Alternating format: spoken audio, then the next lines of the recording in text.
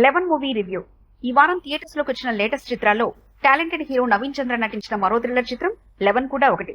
మరి ఈ చిత్రం ఎలా ఉందో సమీక్షలో చూద్దాం రండి. కథ విషయానికి వస్తే వైజాగ్ లో జరుగుతున్న సీరియల్ హత్యల మిస్టరీని ఛేదించడానికి ఏసీపీ అరవింద్ రంగంలోకి దిగుతాడు.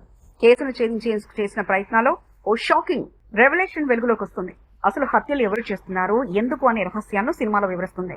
ఇక ప్లస్ పాయింట్స్ వస్తే నవీన్ చంద్ర మళ్లీ తన నటనతో వేరియేషన్ చూపించి ఆకట్టుకున్నారు. కథలోని ట్విస్టులు, టర్నింగ్ పాయింట్లు చక్కగా డిజైన్ చేయబడ్డాయి. సెకండ్ హాఫ్ మంచి phase, flash back episode emotional collections తో ఆకట్టుకుంది. శశాంక్, అభిరామి, దిల్పన్ మంచి నటనతో సినిమాకు బలాన్నిచ్చారు. ఇక మైనస్ పాయింట్స్ వస్తే కథ స్లోగా సాగుతుంది. ముఖ్యంగా ఫస్ట్ హాఫ్ నెమ్మదిగా అనిపిస్తుంది. స్క్రీన్ పే ఫాస్ట్ ప్లేస్ లో ఉండే థ్రిల్లింగ్ ఫీల్ మరింత వచ్చేది.